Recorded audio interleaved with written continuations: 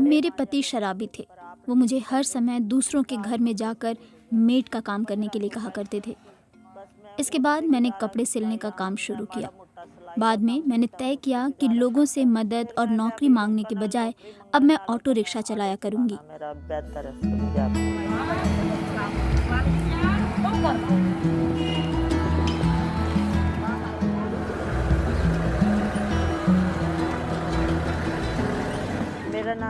मेरा नाम बलविंदर कौर है और मैं करीब 80% डिसेबल हूँ। मैंने स्टेनोग्राफी का कोर्स भी कर रखा है। मैं अपने माता पिता के साथ रहती हूँ। मेरी माँ को लकवा है और पिता हार्ट पेशेंट हैं। मेरे 2 बच्चे हैं।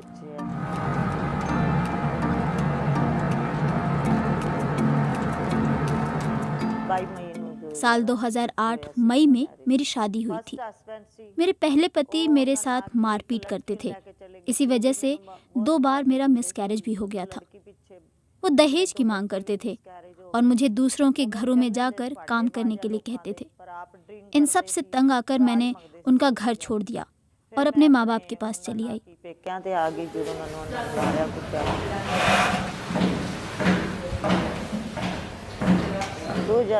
साल 2016 में मेरी दूसरी शादी हुई। शुरुआत में तो सब कुछ ठीक ही था, पर मैं जब माँ बनने वाली थी तो उन्होंने मुझे अबॉर्शन कराने के लिए कहा। मैं अपना बच्चा नहीं गिराना चाहती थी। जब मैंने अपना बच्चा गिराने से मना कर दिया तो उन्होंने मुझे छोड़ दिया।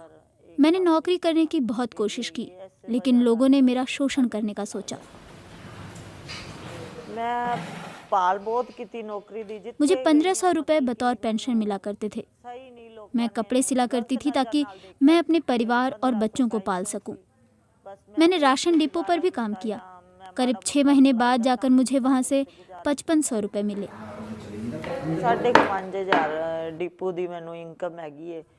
लेकिन वो मेरे परिवार के लिए पर्याप्त नहीं थे। मेरे 2 बच्चे हैं जो प्राइवेट स्कूल में पढ़ते हैं। मेरी बेटी क्लास 7 में है और मेरा बेटा LKG में पढ़ता है।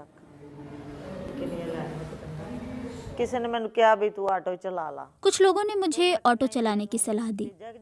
मैं शुरू में तो इसके लिए तैयार नहीं थी, लेकिन बाद में सोचा कि लोगों से नौकरी मांगने की जगह ये ज़्यादा अच्छा है कि मैं ऑटो चलाऊं।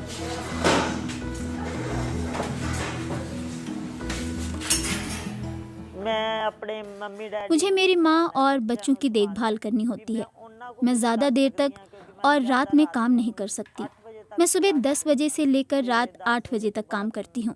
मेरे पास 2 रेगुलर महिला पैसेंजर्स हैं, जिनमें से एक टीचर हैं और एक बैंक में काम करती हैं। वो हर रोज़ मेरे साथ आती जाती हैं। किसानों के प्रदर्शन के दौरान मैंने उनका समर्थन किया था। वो मुझे और मेरी बेटी को बिल्कुल अपनी बेटी जैसे देखते थे। एक NGO ने मुझे ई-रिक्शा दिया है। ये मुझे अभी तक का मिला सबसे बेहतरीन गिफ्ट है।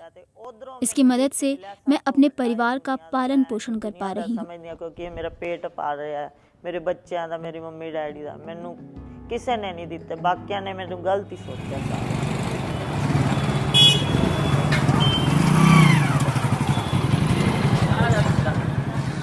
मेहनत करके अपना घर का गुजारा कर रहे हैं। ऐसी शारीरिक अवस्था में अपने परिवार को मदद करने के लिए वो कड़ी मेहनत कर रही हैं। मैं हर रोज उनके साथ जाती हूँ और वो मुझे प्रेरित करती हैं। मेहनत करके खा रहे हैं, अपना कमा रहे हैं।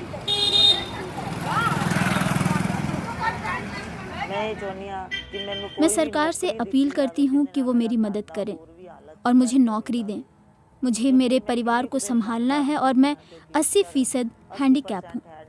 मुझे घर का किराया और बच्चों की फीस भी देनी होती है। अगर मैं घर का किराया देती हूँ तो बच्चों की फीस के लिए तंगी हो जाती है और दूसरी ज़रूरतें पूरी करने में भी मुझे मुश्किल आती है।